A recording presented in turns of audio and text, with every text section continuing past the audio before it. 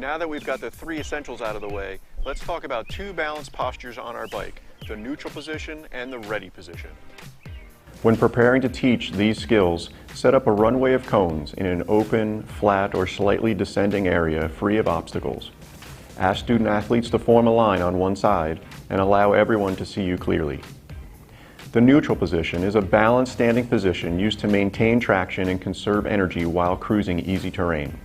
Examples of this easy terrain may be a grass field, wide, flat, or non-challenging portion of single track, gently descending terrain, or other areas where pedaling is not required.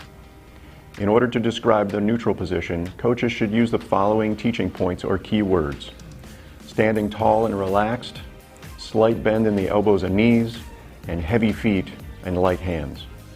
While saying the teaching points, stand next to your bike with hands on the handlebars to mimic what you are saying. We then move to the ready position. The ready position is used to prepare for challenges on the terrain.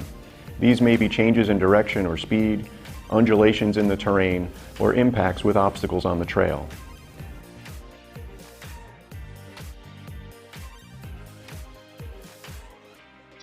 Coaches should use the following teaching points or key words: deep bend in the elbows and knees, an athletic stance, elbows out, and again, heavy feet, light hands.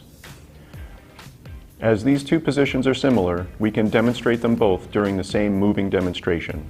Ride away and turn back towards your runway of cones. Approach the runway in the neutral position. As you enter the runway, get into the ready position. Then return to the neutral position as you exit the runway. Consider the use of good exaggeration to highlight the differences between the two positions. When in the neutral position, add a slight bounce on your feet to indicate that you are heavy on your pedals. Also wiggle your fingers to show light hands. As you get lower in the ready position, stop the extra motion and appear to be focused ahead. Although we often want to remain silent during a moving demonstration, it may be useful to say neutral, ready, and neutral as you transition to each position.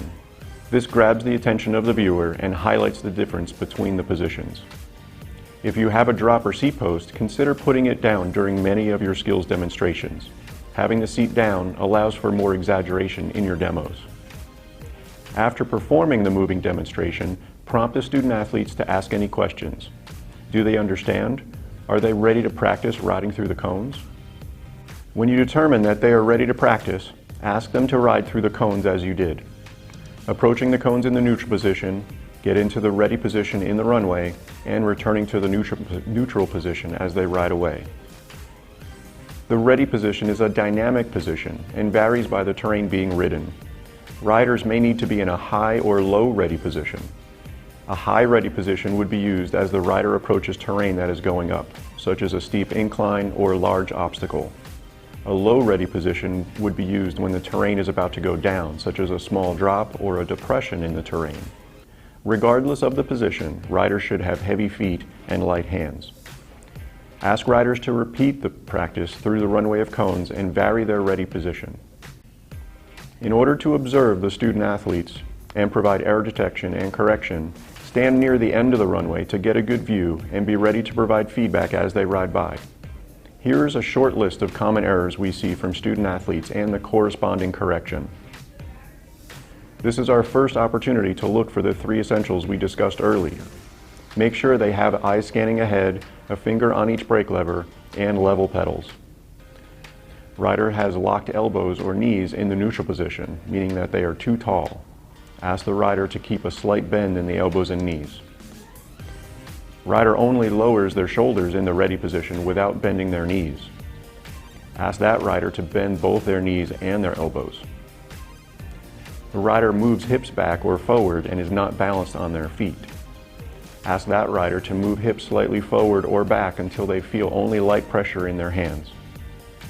Weight should remain primarily in the feet. Rider has elbows down, which reduces stability and control. Ask the rider to move their elbows out as if they're doing a push-up. The rider's foot or feet are not in the correct location on the pedals. Ask the rider to place the ball of their foot over the middle of the pedal or slightly forward. And here are a couple of bonus tips. Before beginning to teach the skills, ask student athletes what other sports they play. Then highlight the use of a similar neutral or ready position in that sport. For example, football players first stand relaxed at the line of scrimmage, then get in a three-point stance as the quarterback prepares to start up the play. A baseball infielder may stand relaxed between pitches, then crouch down as the pitcher begins to wind up and is then ready to field the ball. There are numerous other sports examples. Connecting our bike skills to other sports experiences is a great way to maintain the attention of our student athletes. Another great tip. The ready position involves adding mild muscle contraction and tension in order to be prepared for the demands of the terrain. Point out to student athletes that when standing relaxed, their muscles are loose. Ask them to stand next to their bike and shake their arms and legs to highlight how the muscles can easily move. Then ask them to crouch and get into a ready position, and ask them to notice how they have tension, which indicates that they are ready to do whatever is required next. This mild muscle tension should be felt in the limbs and abdominal muscles.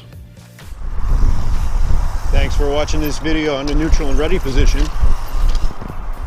I look forward to seeing you in the next video about braking.